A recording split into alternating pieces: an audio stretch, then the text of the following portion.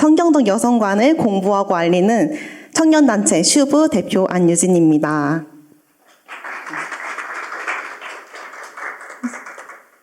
네. 슈브는 회복하다, 되돌리다 라는 뜻의 고대 히브리어입니다. 슈브의 비전은 여성들이 받았던 억압과 상처가 예수님으로 인해 또 복음으로 인해 치유되고 거짓된 가치관들이 디톡스되며 하나님이 창조하신 오리지널 디자인으로 회복되어 건강한 가정과 사회를 이루는 것입니다. 저는 이화여대 학사, 석사를 피아노 전공으로 졸업하고 지금은 슈브 대표로서 이화여대 정책과학대학원에서 공공정책학으로 2번째 석사 공부를 하고 있습니다. 저는 원래 6살 때부터 피아노를 쳐서 평생 피아노 전공의 길만 걸었기 때문에 음악 선교사가 되는 것 외에 다른 것을 꿈꿔본 적이 전혀 없었음에도 현재는 하나님의 부르심을 따라 이 영역에 올인하고 있습니다. 저는 5대째 신앙을 물려받았음에도 불구하고 대학교 2학년 때 인본주의 강의 하나에 믿음이 흔들렸습니다. 다행히 저는 기독교 동아리 활동을 하고 있던 덕분에 캠퍼스의 흐름에 휩쓸리지 않고 보호받을 수 있었지만 저와 다르게 영적으로 보호받지 못해서 세상 이론에 먹힌 학생들도 많이 만나게 되었습니다. 제가 이화여대 학부생이 있던 시절 2016년 강남역 살인사건과 2018년 미투 운동이 급속히 확산하면서 제가 입학할 당시와 다르게 페미니즘의 흐름이 강력하게 느껴졌고 그 중심부에 있던 이화여대에서는 여자라면 페미니스트여야 된다는 그 전제가 당연해졌습니다. 그리고 학생들은 여성학에 엄청난 관심을 가지기 시작했습니다. 그런데 이상하게 교회 다니던 아이들이 페미니즘만 공부하면 교회와 하나님을 대적하면서 떠나는 것을 보게 되었습니다. 특히 기독교 학과인 제 친구가 해방신학을 받아들이면서 말씀보다 페미니즘을 더 진리처럼 여기고 자신이 성소수자 되기를 선택했습니다. 더불어 동성애를 죄라고 하는 크리스천들을 지옥 갈 것이라고 저주하는 글을 자신의 SNS에 매일 올리는 것을 보면서 저는 큰 충격을 받았습니다. 이 친구가 정말 안타까웠고 이 친구를 영적으로 돕기 위해서는 페미니즘이 왜 하나님을 떠나게 하는지 공부할 필요가 있다고 느꼈습니다. 그러나 제가 2019년에 예수님을 인격적으로 만났음에도 불구하고 솔직히 시대를 분별하는 일에는 관심이 없었고 가장 싫어하는 이 공부라는 갑질부를 하고 싶지 않았습니다. 그때 저의 영적 멘토가 페미니즘은 여대생들에게 굉장히 중요한 이슈이기 때문에 이런 공부를 원하는 지체들과 함께 공부해 볼 것을 권면하셨고 하나님께서는 제게 순종의 마음을 주셔서 바로 모임을 꾸리고 시작하게 되었습니다. 모임 시간에 오늘 뒤에서 말씀을 전해주신 이기복 목사님도 함께 쓰신 뉴여성으로 다시 살기라는 책을 스터디해보니 내용이 너무 좋아서 컨텐츠로 만들어보자는 이야기가 나왔고 단체 이름과 로고를 만들면서 슈브가 태동되었습니다. 순종함으로 시작했지만 이 분야에 아무것도 아는 것이 없는 저에게 하나님 저에게 이 슈브를 맡기셨냐요? 라고 기도할 때마다 하나님은 너가 나를 사랑하잖니? 라고 대답하셨습니다. 그렇게 하나님을 사랑해서 또 영혼을 돕고자 하는 마음으로 순종하면서 모임을 진행한 지 1년 반이 지나던 시점에 온누리 교회 여성 기도 모임에서 캠퍼스 페미니즘 실태에 대해 알릴 수 있는 기회가 있었습니다. 메시지를 전하고 여름 수련회에 참석했는데 하나님께서는 그때 제게 여대생들이 거짓된 가치관에 속아 하나님을 떠나고 또 창조 질서를 거슬러 고통당하고 있는 것에 대한 애통한 마음을 부어주셨습니다. 더불어 에스더 말씀을 통해 제가 이화여대를 다녔고 순종함으로 슈브를 시작하게 된 것이 이때를 위함이고 부르심임을 알려주셨습니다. 그리고 에스더와 같이 이 시대적 사명에 죽으면 죽으리라 나아갈 것을 결단하게 하셨습니다. 그리고 이렇게 연약하고 자격 없는 저에게 하나님의 프로젝트인 이 슈브를 맡겨주신 것이 너무나 큰 영광임을 깨닫게 되었습니다. 그래서 피아노 박사과정 진학을 내려놓고 사회학 관련 대학원에 가서 슈브를 위해 전문성을 쌓아야겠다는 제가 가질 수 없는 소원함이 부어졌습니다. 대학원에 지원하기까지 이기복 목사님을 비롯한 저의 영적 멘토분들이 슈브를 위해 대학원을 가는 것이 좋겠다고 종종 말씀하셨지만 제가 초등학생 때부터 가장 싫어하는 과목이 사회였기 때문에 절대 하지 못할 것이라고 대답했었는데 주신 소원함에 순종하여 지원하고 면접을 보러 가는 길에는 하나님께서 저를 새롭게 창조하시겠다는 말씀과 믿음을 주셨고 실제로 대학원 공부를 굉장히 재밌게 하고 있습니다. 놀라운 것은 죽지 못해 살던 제 인생이 사명 따라 살 때 태어나 처음으로 인생이 재밌다는 고백을 하게 되었습니다. 또한 행복하려고 슈브를 한 건 아닌데 행복해졌다라는 말을 하고 다니게 되었습니다. 더불어 하나님께서는 말주변이 없던 제게 메시지를 선포할 수 있는 기회를 쉼없이 허락하고 계십니다. 사명을 받기 전부터 순종함으로 한 2번 정도 메시지를 선포했으나 사명을 받고 난 뒤에는 지금까지 많은 교회의 청년부 예배나 수련회, 특강, 또 여러 기도회, 대학, 신문, 잡지, 세미나, 국회 등 하나님께서 부르시는 곳마다 가서 메시지를 전하는 메신저로 훈련받고 있습니다. 청년들에게는 성경적 여성관과 페미니즘이 태동하게 된 이유, 페미니즘이 반성경적으로 변질되기 시작한 시점, 우리가 추구해야 할 여성관에 대해서 나누고 있으며 부모 세대 분들께는 오늘과 같이 캠퍼스 페미니즘 실태를 알리며 같이 기도하고 있습니다. 놀라운 것은 부모 세대에게 메시지를 전하고 같이 기도할수록 캠퍼스의 분위기가 바뀌는 것을 경험한다는 것입니다. 그래서 오늘도 기대하는 마음으로 나와왔습니다. 다음 세대를 위해 기도해 주시는 부모 세대가 있다는 것이 참 든든하고 의지가 되고 감사가 됩니다. 네, 작년 동덕여대 락카 사건으로 페미니즘의 민낯을 다들 보셨을 것입니다. 페미니즘이라는 이름으로 시위가 이렇게 과격하게 진행된 것은 그냥 한순간에 벌어진 일이 아닙니다. 사실 이미 많은 물밑 작업이 있었기 때문입니다.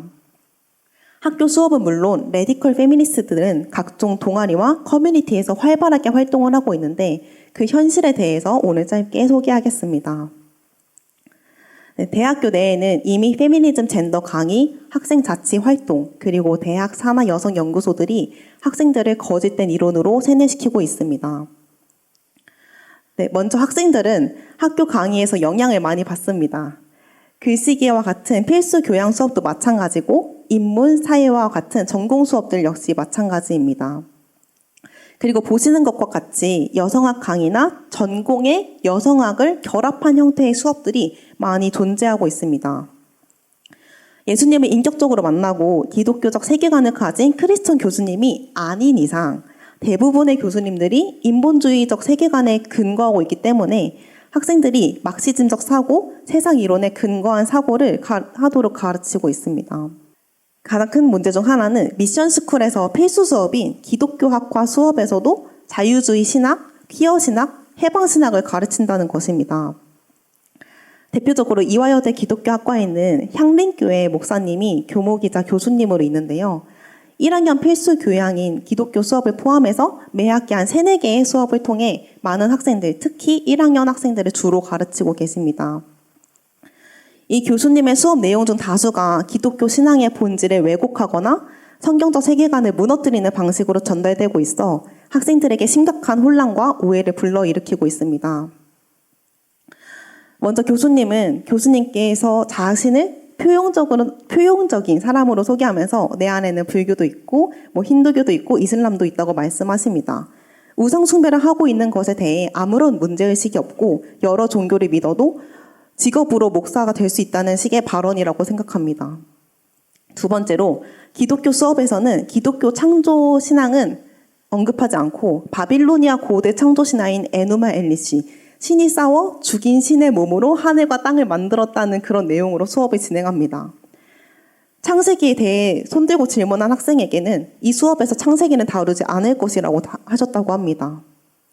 그리고 이분이 진행하는 교양 수업에서는 조남조 작가의 현남 오빠에게라는 책을 필독서로 지정하고 남성을 잠재적 가해자, 여성을 잠재적 피해자로 보는 전형적인 2세대 페미니즘의 시각을 중심으로 강의를 진행하고 있습니다. 다음으로 선악과 사건을 다룰 때에도 성경적 해석이 아니라 하나님, 아담, 하와, 뱀 중에 누가 가장 잘못했는가라는 주제로 토론을 진행하고 창세기 3장 16절의 근거에 가부장제는 타락의 결과임에도 불구하고 교수님은 애초에 가부장제가 있었기 때문에 아담이 하와에게 잘못된 지식을 전달한 것이라며 아담이 제일 잘못했고 나는 아담이 싫다라고 결론을 내리신다고 합니다. 또한 선악과를 만든 하나님이 가장 잘못한 것이라는 발표를 한 팀에게는 좋은 관점이다라고 칭찬하셨다는 이야기도 들었습니다. 마지막으로 이 조선에 복음을 전한 선교사님들에 대한 헌신을 마치 타국에서 기득권을 얻고 식민지화하려는 시도로 해석하면서 선교의 진정성과 희생을 폄하하는 방식으로 가르치고 계십니다. 제가 후배들에게 들은 내용만 해도 이 정도인데 신앙이 약한 크리스천 학생들은 이 수업을 듣고 믿음이 뿌리째 뽑히게 됩니다. 또한 넌 크리스천 학생들에게는 하나님, 교회, 선교사, 기독교 세계관 전반에 대해 왜곡된 인식을 갖게 만듭니다.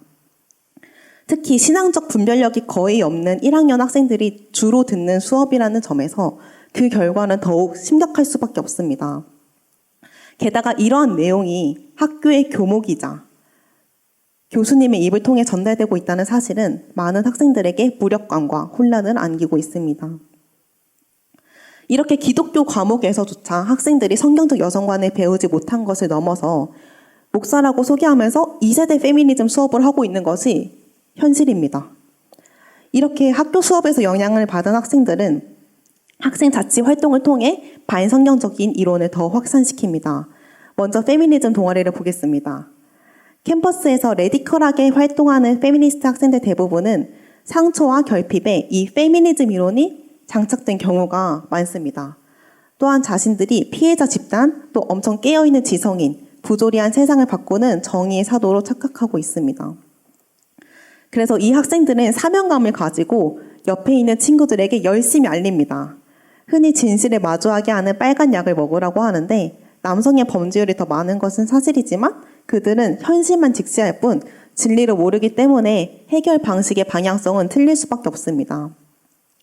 네, 이 PPT의 두 사진은 한 캠퍼스 페미니즘 동아리에서 여자 화장실 거울에 붙여놓은 스티커입니다. 네, 아까 사진에는 당신의 눈으로 볼 수 있는 것은 더 많은데 왜 작은 거울 속 당신의 얼굴만 뜯어보고 있나요? 라고 적혀 있고 오른쪽 사진은 관상용이 아닌 기능으로서의 몸이라며 거울 보는 것조차 정제감을 받게 만듭니다. 네, 다음 캠퍼스 연합 동아리로는 서울 여성의 페미니스트 대학생 연합 동아리라는 서패대연이 정말 활발한 활동을 하고 있습니다. 이곳은 자발적인 단순 대학 동아리로 보이지만 사실은 그렇지 않습니다. 서울여성회라는 레디컬 페미니즘 큰 단체에서 대학생들을 대상으로 하는 작은 모임에 불과하지만 실제 캠퍼스에서는 많은 영향력을 끼치고 있습니다. 이 서울여성회는 낙태를 여성의 자기결정권이라면서 찬성하고 동성결혼 합법화, 차별금지법 제정 등을 주장하면서 각 학교의 학부모들과 학생들에게도 성평등 교육을 하는 단체입니다. 어린이집에 다닐 때부터 대학생이 되기까지 이 반성경적인 교육을 탄탄하게 시켜서 졸업 후에도 계속 활동할 수 있도록 청년들을 양성하는 것입니다. 크리스천들보다 제자화를 잘하는 것 같아서 정말 안타까운 마음이 들었습니다. 이 외에도 페미니즘을 공부하고 연대하는 각 캠퍼스의 동아리들은 과연 전국에 얼마나 있을까요? 제가 조사한 바 대학 내 페미니즘 동아리는 50여 개 정도 있었습니다. 제가 미처 조사하지 못한 페미니즘 동아리들까지 더하면 훨씬 더 많을 것이고 지금도 매년 새로 생기고 있는 단체들도 있습니다. 다음으로 익명 커뮤니티에 대해서 말씀드리겠습니다. 왼쪽에 있는 여성시대라는 20대, 30대 여성만 민증 사진과 본인 사진을 인증받아야만 글을 읽고 쓸 수 있는 활동을 할 수 있는 페미니스트 커뮤니티가 있습니다. 이 커뮤니티 회원수만 80만 명이 넘지만 그래도 대부분 관심이 있는 사람들이 제발로 찾아오는 커뮤니티입니다. 그러나 캠퍼스 익명 커뮤니티인 에브리타임은 성격이 완전히 다릅니다. 일단 학교에 대한 정보, 학교 생활에 대한 꿀팁, 시간표 작성 등을 위해서 새내기 때 무조건 가입을 하는 어플입니다. 친구들끼리 시간표 공유도 할 수 있기 때문에 제 주변에 저희 학번부터 이 에브리타임에 한 번도 안 들어가 봤거나 가입을 안 한 사람을 본 적이 없을 정도로 필수 어플이라고 할 수 있습니다. 그렇기 때문에 특별히 1, 2학년 때는 이 익명 커뮤니티에서 많이 영향을 받게 됩니다. 그러면 이런 익명 커뮤니티에서 학생들은 어떤 활동을 하고 영향을 받고 있을까요? 네, 이 사진은 한 여대의 커뮤니티 게시판에서 캡처해온 사진입니다. 게시판 이름부터 동성애자를 의미하는 퀴어가 들어가는 것을 볼 수 있습니다. 그리고 어떤 주제에 대해 글을 쓸 때에는 이러한 초성을 글의 맨 윗부분에 적어야 하는 규칙이 있습니다. 이 초성들이 무엇을 의미하고 있는 건지 짐작이 가시나요? 네, 힌트를 드리자면 클릭하기 전에는 이 게시글들의 초성만 보이는데 이 해당 내용이 포함되어 있다고 경고하는 것입니다. 혐에는 혐오스러운 이성 간의 연애, 혐호는 혐오스러운 이성 간의 결혼, 미팅은 남녀 간의 미팅을 의미하고 코르셋은 이렇게 외모를 꾸미는 것을 의미합니다. 글의 예시입니다. 언니 결혼식 겨울인데 이 코디에 부츠 대신 앵클 부츠 치는 거 투머치야? 좀 과해? 하고 밑에 사진을 같이 올렸었습니다. 일단 꾸미는 것이 코르셋을 조이는 것이라고 생각하기 때문에 글의 맨 위에 코르셋 주의를 썼고 언니의 결혼식이라는 것이 글에 등장하기 때문에 이성 결혼인 혐혼 주의를 글의 맨 윗부분에 적은 것입니다. 말머리 규칙을 지켜야 한다는 주장의 일부분을 가져왔습니다. 남성 간의 연애, 꾸밈 노동, 즉 코르셋을 전시하지 말자는 이유는 간단합니다. 그렇게 전시하는 행위 자체가 나름의 페미니즘 운동을 하는 다른 사람들을 힘들게 하기 때문이에요.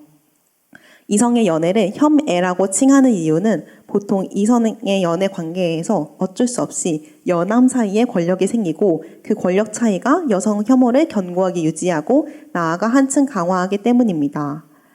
대학생들이 이렇게 생각하고 후배들에게 강요하고 있는 것이 진짜 현실입니다. 이러한 규칙을 지키지 않으면 신고를 당하고 댓글로 욕을 엄청 듣습니다.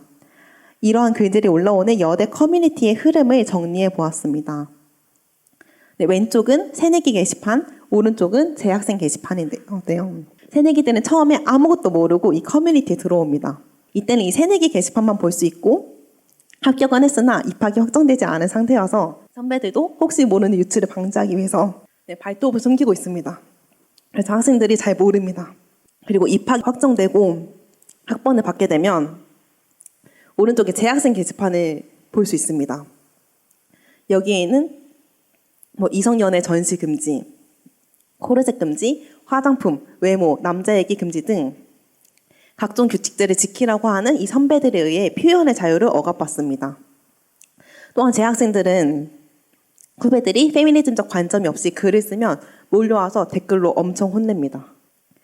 이렇게 여기서 집단 1 학생들이 이런 극단적 페미니즘 가치관들을 받아들이고 그것을 이어가는 다음 세대가 되는 것입니다. 이렇게 나신일생 때 페미 싫어했는데 이제 불꽃 페미가 되었다. 이렇게 되는 거고요. 집단 2 또한 뭔가 좀 이상한 것 같아 하면서 안 받아들이는 것 같은데 그럼에도 불구하고 계속 보기 때문에 조금씩은 영향을 받습니다. 그래서 20살 새내기 때 아무것도 모르고 입학을 했다가 학교에서 이런 강의와 또 페미니즘 동아리, 커뮤니티에서 영향을 받고 자신은 여자이기 때문에 피해를 입은 적이 없어도 잠재적 피해자라고 인식하게 되면서 남성 자체를 혐오하는 페미니즘 사상을 가지게 되는 것입니다. 많이 영향을 받은 학생 중 일부는 4B를 외치고 실제 실천해야 한다고 합니다. 4B는 비연애, 비섹스, 비결혼, 비출산을 의미하는데요. 이 가부장제를 이끌어가는 그 구조를 소비하지 않겠다는 운동을 의미합니다. 그리고 페미니즘은 이성 간의 연애와 결혼을 거부하기 때문에 결국 동성애를 추구하게 됩니다. 실제 20대에서 동성애에 대한 인식이 긍정적으로 바뀌고 있고 20대 여성이 특별히 많은 압도적인 비율을 차지하고 있습니다. 또한 20대 여성 중 지인 중 성소수자가 있다고 응답한 비율은 44%로 모든 연령층 중에 가장 높았습니다. 성소수자 동아리도 69개 정도로 조사되었습니다. 제가 조사하지 못한 것도 있을 테니 체감 거의 모든 캠퍼스에 있다고 보시면 됩니다. 네, 위 사진은 한 캠퍼스 안에 붙은 현수막입니다. LGBT는 이성애자를 제외하고 모든 동성애자와 성소수자를 포함하는 단어인데 이렇게 큰 현수막을 학교 안에 게시해 놓은 것입니다. 그리고 무지개 행진은 성소수자 행진을 의미합니다. 다음 사진은 성소수자 동아리 홍보글입니다. 나는 솔직히 퀴어들 지옥 갈 거라고 생각해 라는 제목을 달아놨는데, 퀴어란 성소수자를 의미하며 내용을 보며 함께 지옥으로 갈 파티원을 모집한다고 합니다. 당당한 퀴어가 되자고 전시하고 있습니다. 네, 다음으로 한 성소수자 동아리에서는 변태소녀 부활하다 라는 문화제를 개최하기도 했고, 지옥 개꿀이라는 티셔츠는 여전히 계속 만들어서 팔고 있습니다. 학교 안뿐만 아니라 학교 밖에서도 매년 열리고 있는 퀴어 축제에서는 기독교 정신으로 기반된 설립된 학교들이 참여하고 있으며, 퀴어 축제에는 예수님과 가룟 유다를 게이 커플로 묘사하는 등의 신성 모독이 가득합니다. 이렇게 극단적 페미니즘은 여성 억압의 문제의 원인을 찾다가 결국에는 이 생물학적 여성만 출산을 한다는 것에 불만을 가지고 하나님을 대적하기 때문에 하나님이 창조하신 남성과 여성을 부정하고 성소수자를 옹호하면서 모든 방향성이 반성경적일 수밖에 없는 것입니다. 다음, 최근 민감했던 이 정치 이슈에서도 이들은 함께함을 알 수 있습니다. 여성의 전화라는 성폭력 피해 상담을 해주는 사이트에서 발견한 포스터들입니다. 윤석열 퇴진, 평등으로 가는 수요일이라며 페미 퀴어와 함께 혐오는 퇴진, 평등은 전진이라는 집회가 있었습니다. 또 오른쪽 사진에 보면 내란범들은 가고 임신 중지 권리 보장 오라는데 자유로운 낙태를 허용해 달라는 것이 대통령 탄핵과 무슨 연관이 있을까요? 여기서 정말 충격적인 것은 후원 계좌 이름입니다. 둘 다 체제 전환 운동이라는 것입니다. 이들이 전환하고자 하는 현 대한민국의 체제는 무엇인지 이 자리에 계신 분들은 다 아시리라 생각합니다. 다음으로 총학생회입니다. 저번 주 정치 영역 특강에서 언급된 것과 같이 총학생회는 삼권 분립이 되어 있지 않기 때문에 권력을 잡는 순간 독재나 다름없습니다. 그렇기 때문에 총학생회가 누가 되느냐가 굉장히 중요합니다. 현재 이화여대 총학생회는 이 정치적 이슈 속에서 각과 단톡에 매일 이런 포스터를 올리면서 시위 참석을 요구했습니다. 여성의 날과 윤석열 퇴진이 전혀 관련이 없는데도 여성이라면 이런 방향성에 동의해야 하는 것처럼 여론을 조장했습니다. 이러한 학교 강의, 학생 자치 활동 외에도 대학 산하 여성연구소, 젠더연구소, 젠더법학회들이 있습니다. 남녀공학, 여대, 예술대를 불문하고 존재하고 있는 이러한 기관들에서는 반성경적인 이론인 페미니즘과 젠더에 대해 연구하고 세미나를 개최하고 논문을 게재합니다. 그리고 실제 이곳에서 법조인들도 양성됩니다. 학부 때는 이런 기관들에서 교육받고 인턴 활동도 합니다. 그리고 졸업 이후엔 배운 내용을 가지고 자신의 영역에서 활동하기도 하고 취업하기도 합니다. 페미니즘이 대체 뭐길래 이렇게까지 하나님을 대적하게 되는 것일까요? 하나님이 정말 여성을 남성보다 하등하게 지으셔서 이런 급진적인 운동만이 여성 인권을 회복할 수 있는 방법일까요? 하나님은 남자와 여자를 하나님의 형상으로 창조하셨고 여성에게 돕는 배필, 에젤의 케네그도의 정체성을 허락하셨습니다. 에젤은 하나님이 이스라엘 백성을 도우실 때 도왔던 속성, 그리고 신약 성경의 성령님을 표현하는 파라클레토스와 같은 의미입니다. 그렇다고 여성이 우월하다는 것은 아닙니다. 케네그도는 그와 견주어 비슷함을 의미하기 때문에 여자에게 남자와 이 비슷한 능력을 주셨지만 하나님의 도우시는 속성을 여성에게 정체성으로 허락하신 것입니다.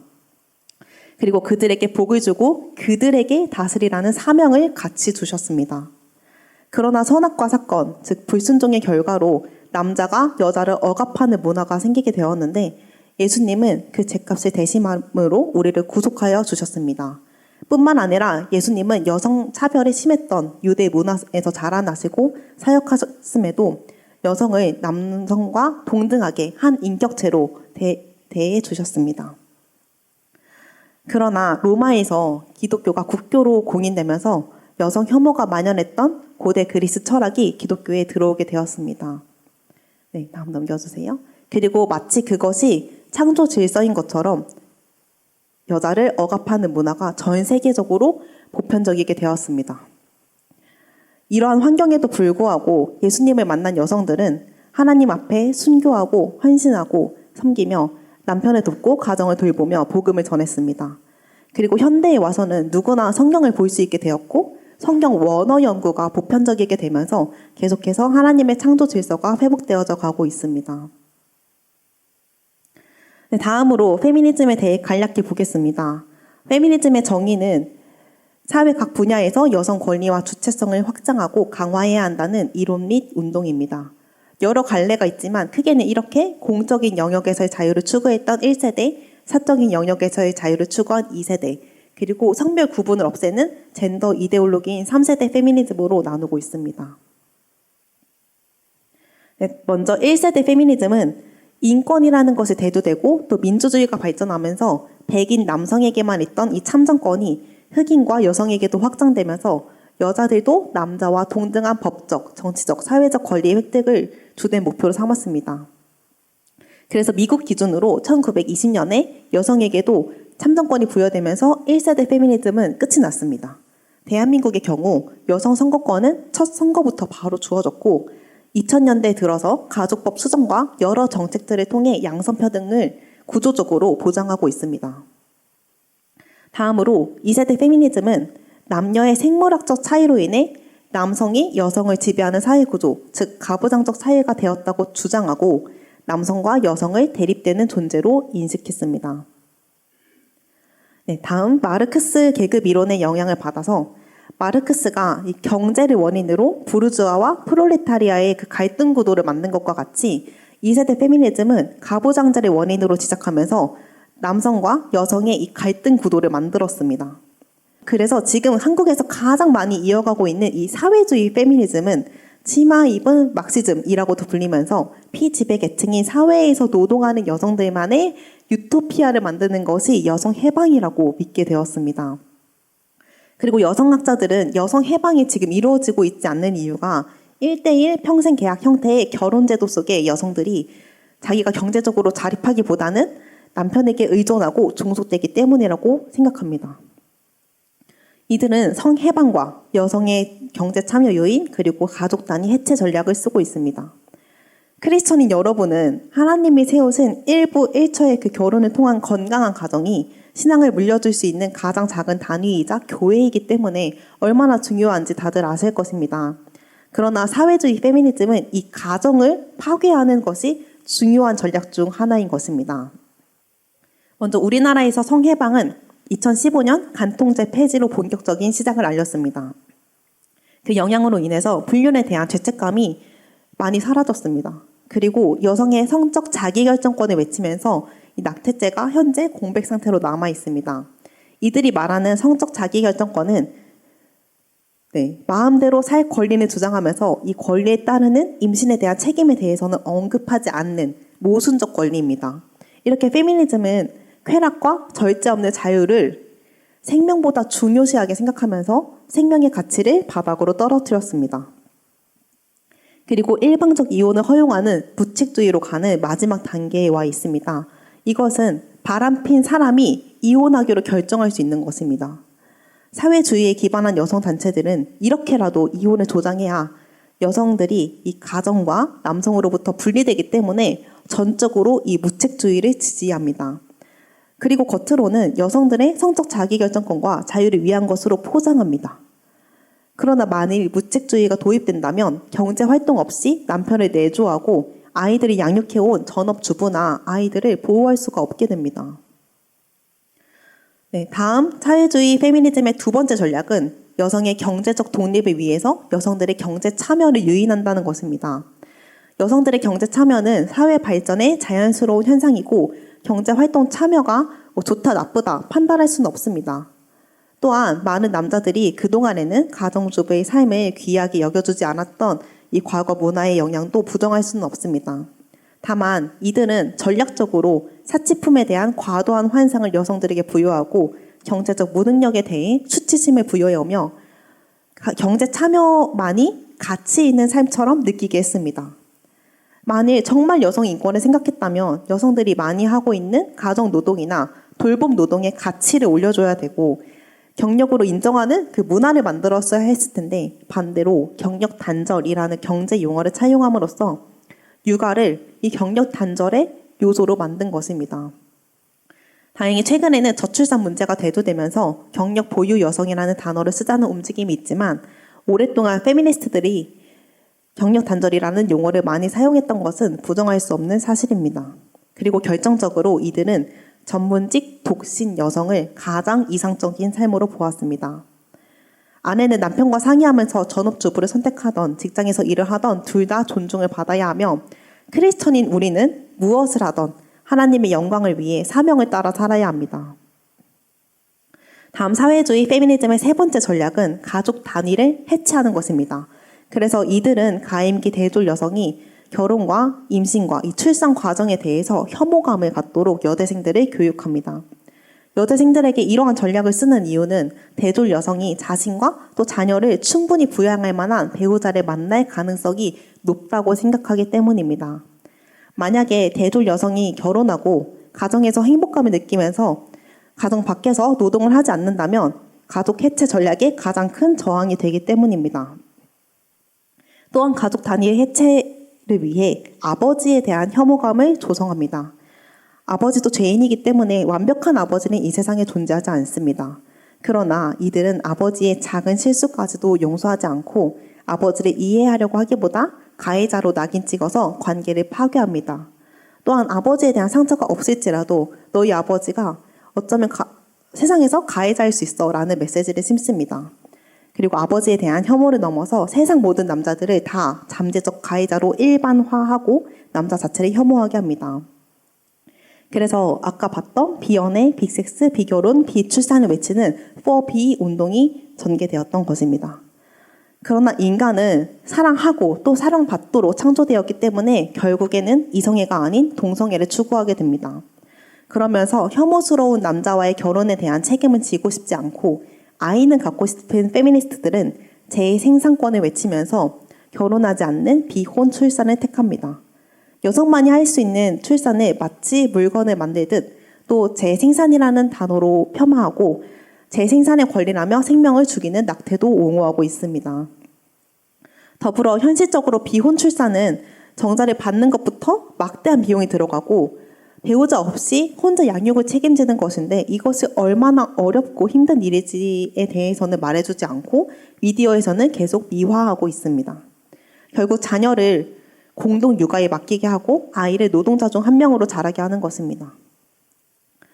네, 하나님은 잠언 14장 1절에서 지혜로운 여인은 자기 집을 세우되 미련한 여인은 자기 손으로 그것을 허느니라 라고 말씀하십니다.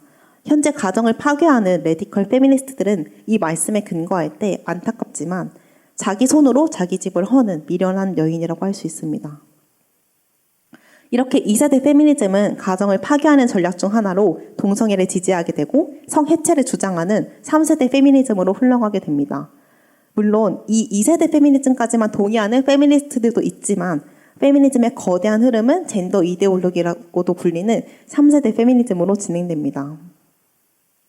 3세대 페미니즘은 모든 질서를 거부하는 포스트 모더니즘과 같이 타고난 성이 아니라 이 경계 없는 사회적인 다양한 성을 인정하자고 하는 것이며 저희 교회에서 열심히 싸우고 있는 이 차별금지법을 통과시켜야 한다는 근본적인 이론입니다.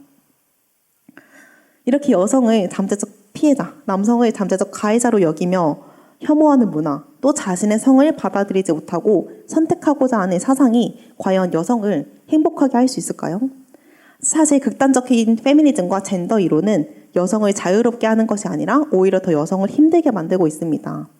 특별히 우리나라는 미국의 페미니즘 운동을 따라가고 더 극단적으로 4B 운동까지 외치게 된 것인데 미국의 필리스 슐레플리라는 사람은 페미니스트에게는 행복한 모델이 없다라고 말했습니다. 그리고 이것은 창조 질서를 거스르는 것이기에 진정한 영혼의 만족을 얻을 수 없는 것은 당연한 영적 원리입니다. 네, 다음 성소수자 청년들 중에 최근 일주일간 우울 증상을 겪었다고 답한 비율은 절반이나 되며 자살 생각의 비율의 경우 성소수자 청년이 일반 청년 3%보다 14배나 높았습니다. 그리고 자살 시도 또한 일반 청년보다 16배나 높았습니다. 네, 다음 저출산에 대한 이슈도 비혼과 비출산이 외치는 이 페미니즘의 영향이 전혀 없다고 보기는 어려울 것 같습니다. 여기까지 대학 내 페미니즘 실태와 청년들의 현실을 보시면서 어떤 마음이 드시나요? 디모데후서 3장에는 유명한 죄에 대한 말씀이 있습니다. 다들 아시겠지만 이 많은 죄들 중에 6절, 7절 말씀에 어리석은 여자를 유인하는 자들이 있는데 그 여자는 죄를 중히 지고 여러 가지 욕심에 끌린 바 되어 항상 배우나 끝내 진리의 지식에 이를 수 없다고 합니다. 여기서 6절에 있는 어리석은 여자의 원어는 귀나이 카리온이라고 작은 여인, 약한 여인, 예민한 여인을 의미합니다.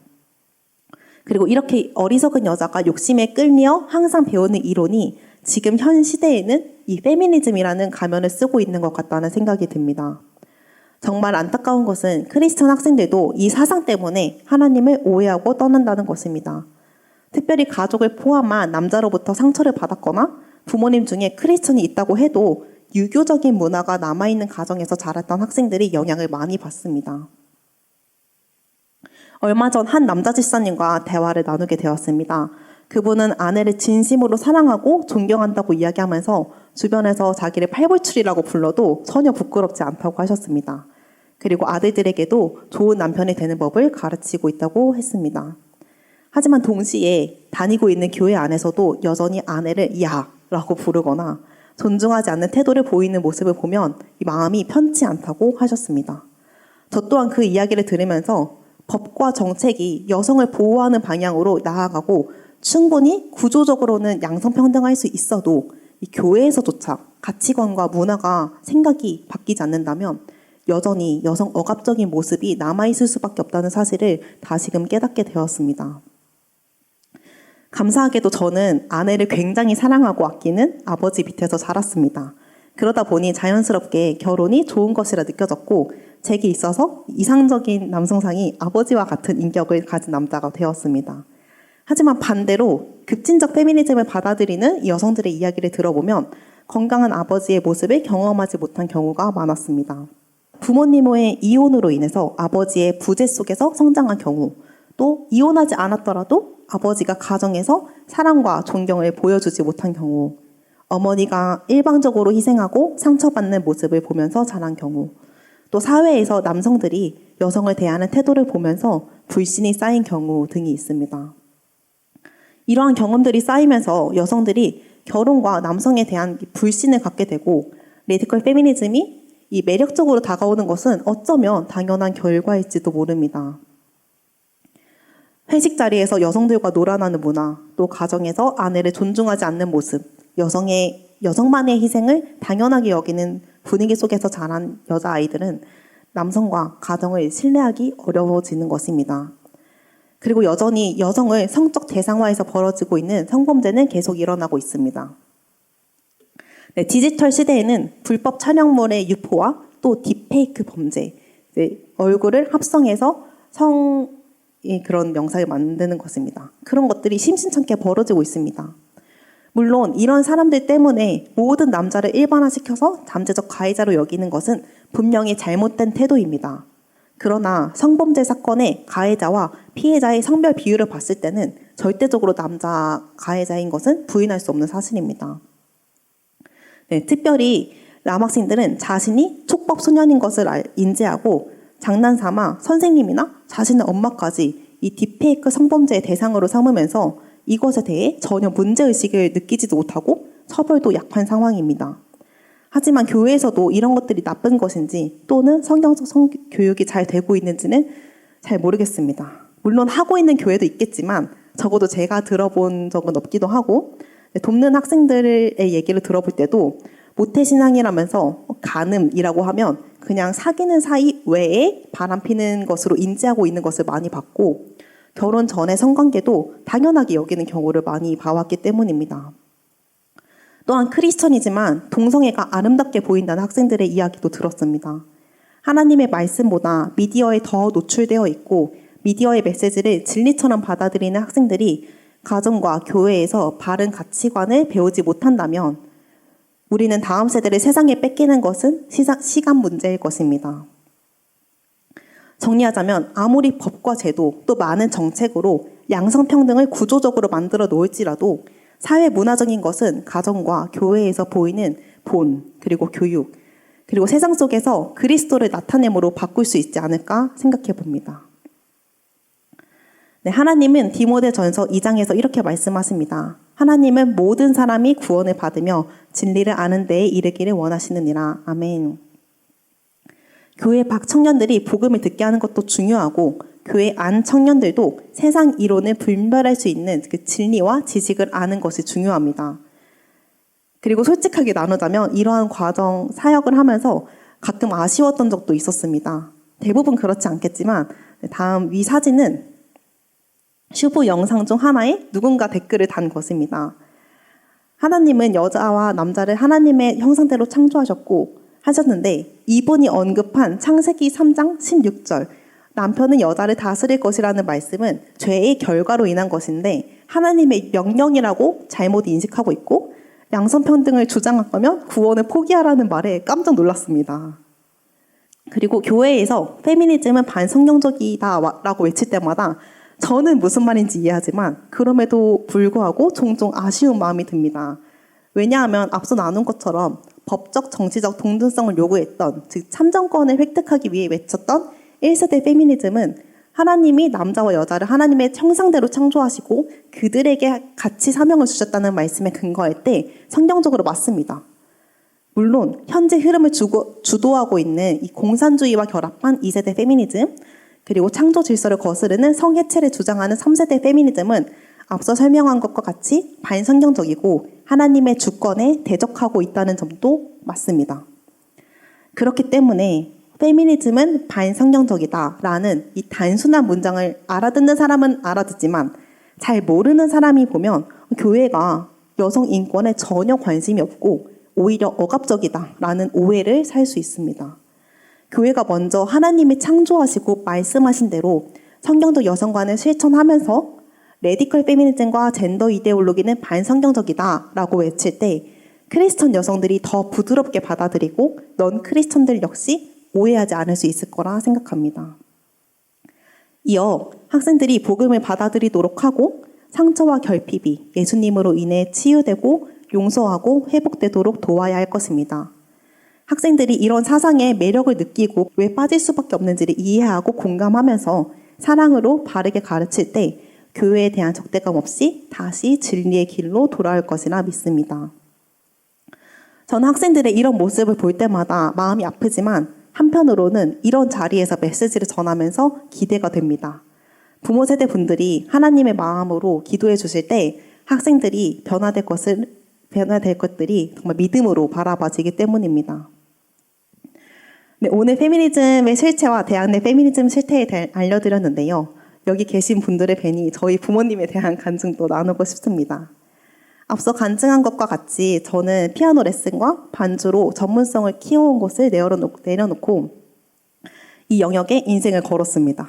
만일 예체능을 시켜본 부모님이 계시거나 주변에 예체능을 하신 분이 계시다면 예술영재원, 선화예고, 이화여대 학사 석사까지 뒷바라지하면서 한 우물만 파온 전공을 내려놓는 것이 어떤 갑질을 하는 것인지 대략적으로 아실 것입니다. 저희 부모님도 정말 힘들어하셨고 저도 가끔은 불효녀가 된 것 같은 기분에 힘들 때가 많았습니다. 그래도 정말 다행인 건 어머니가 제가 4살 때부터 지금까지 새벽 기도를 나가시는 분이라는 것이었습니다. 제가 어렸을 때 여러 번의 심한 열경기로 생사의 기로에 여러 번 놓이면서 그때부터 새벽 기도를 갈 수밖에 없었는데 지금 생각해보면 그때부터 저희 어머니를 준비시키신 것이 아닐까 생각이 들었습니다. 어쨌든 제가 피아노를 내려놓으면서까지 슈브에 전념하는 것을 보시면서 너무나 힘드셨다고 합니다. 그러나 어머니가 새벽 기도를 할 때마다 하나님께서는 저에게 아무 말도 하지 말라라는 말을 주셨고 어머니 자신도 모르게 저에게 한마디 하려고 입을 열면 마음과 다르게 축복의 말이 튀어나와서 놀랐다고 하셨습니다. 그러면서 어머님 마음도 축복하는 마음으로 변화되었다고 간증하셨습니다. 또한 제가 대학생 때부터 선교단체 활동 등을 통해 너무 열심히 하는 것 같아 보이니 항상 신앙은 적당히 해라 라고 하시기도 했지만 몇 개월 전에 가정에 큰 사건이 생기면서 아버지와 함께 새벽 기도에 가시더니 그동안 뜨겁게 신앙하지 않았던 것이 얼마나 큰 죄인지 깨닫고 일주일 동안 울면서 같이 회개하셨다고 합니다. 그래서 지금은 저를 정말 축복해 주시고 지지해 주시고 든든한 중보자가 되어주고 계셔서 정말 주님께만 영광입니다. 또한 저와 부모님 외에 슈브원들에게도 간증이 있습니다. 이혼 가정에서 자라 아버지를 용서하지 못하고 또 레디컬 페미니즘과 우울증으로 힘들어하던 지체들이 말씀으로 아버지를 용서하고 또 이전에 받아들였던 거짓된 가치관들이 디톡스 되어서 이제는 자신과 같이 힘들어하는 친구들을 돕는 자로 성장하고 있습니다. 하나님은 창조하신 오리지널 디자인으로 회복되어 가며 이전과는 완전히 다른 삶을 살고 있는 지체들을 볼 때 하나님이 살아계심을 느끼게 됩니다. 이 내용은 유튜브에서도 들을 수 있습니다. 네, 마지막으로 잔체를 소개하겠습니다. 슈브는 방향을 돌리다, 회복하다, 돌이키다라는 뜻을 가진 고대 히브리어로 하나님이 지으신 여정의 모습, 오리지널 디자인으로 돌아가고자 하는 청년 및 캠퍼스 연합 스터디 모임입니다. 저희의 미션은 캠퍼스 한 여성을 하나님의 형상으로 회복시켜 건강한 가정과 사회를 이루는 것이고 비전은 앞서 나눠서 넘어가겠습니다. 그리고 핵심 가치는 진리, 사랑, 회복입니다. 이 여성들이 예수님을 인격적으로 만나고 하나님의 형상대로 회복되고 또 말씀인 진리로 무장하며 하나님의 사랑으로 영혼 사랑하기를 기대하고 있습니다. 그리고 저희는 고문분이 계시는데요. 뒤에 말씀을 전하신 이기복 목사님과 또 해플 트리니티 신학대학원 대학교 5대 총장님이셨던 이정숙 목사님께서 도움을 주고 계십니다. 네, 그리고 저희는 행사 개최, 또 메신저 훈련, 오리진 예배, 1대1 양육, 스터디 등을 통해서 이제 영성과 지성, 제자와 또 진리의 보편화를 추구하고 있습니다. 스터디로는 여러 가지 책들도 듣고 온라인 강의도 듣고 있습니다. 또한 이제 전문가 분들을 모셔서 김지현 교수님이나 연치원 변호사님, 그리고 이봉화 대표님 등의 전혜수 사무총장님 등 전문가들을 모셔서 세미나를 열고 이것을 온라인 강의로 만들어서 1대1 양육도 진행하고 있습니다. 그리고 네트워킹 시간이 있는데요. 저희가 그냥 강의를 듣고 끝나면 아쉽잖아요. 그래서 저희가 모여서 그 강의를 듣고 나에게 있던 어떤 생각들이 바뀌게 되었는지를 편하게 나누는 시간을 가지고 됐고 방학에는 같이 교제 모임도 가서 자신들의 속 깊은 얘기나 라이프 스토리를 하는 등의 친밀한 시간을 가지고 있습니다. 그리고 아까 나눴듯이 메신저 활동으로도 계속 하고 있는데요. 또 혹시 메신저가 필요한 것은 불러주시면 감사합니다. 그리고 컨텐츠도 제작하고 있습니다. 그래서 저희 슈브 유튜브나 인스타에 들어가시면 어떤 컨텐츠들이 있는지 보실 수 있고 저희가 공부한 내용을 정리해서 올리거나 아니면 인터뷰한 내용을 올리거나 간증 같은 것들도 올리고 있습니다. 그리고 비기너 클래스라고 있는데요. 아까 전문가들 분들을 모셔서 했던 강의를 온라인으로 듣고 같이 1대1로 소감을 나누는 형식입니다. 그래서 그냥 좋은 컨텐츠를 혼자 접하는 것도 좋지만 비기너 클래스는 이렇게 인격적인 관계와 대화 속에서 하나님의 성품과 성경적 가치관이 내면화될 수 있도록 도와주는 프로그램입니다. 그래서 이거는 그리스도의 제자로 양육하는 제자와의 측면도 강해서 영적 멘토와 멘티로 연결되고 계속 지속적인 관계를 유지하고 있습니다. 그리고 언론 보도도 많이 해주시고 계신데요. 국민일보, 기독일보, 기독교신문 등에서 슈브의 이런 행사들을 계속 보도해주고 있습니다. 그리고 제가 이 단에서 단 한 번도 이야기한 적이 없는데요. 물질 후원을 부탁드립니다. 청년들이 아직 공부할 시간, 또 알바할 시간 쪼개서 모임에 참석하고 있습니다. 또 모이는 장소의 대관 비용부터 시작해서 컨텐츠 제작이 다 재정이더라고요. 그래서 계속 재정이 필요한데 계좌번호는 나누어 드린 리플렛에 있고 일시 후원이나 정기 후원 무엇이든 감사하니 주변에도 많이 알려주시고 재정과 기도로 후원해 주시면 감사합니다. 긴 강의 들어주셔서 감사합니다.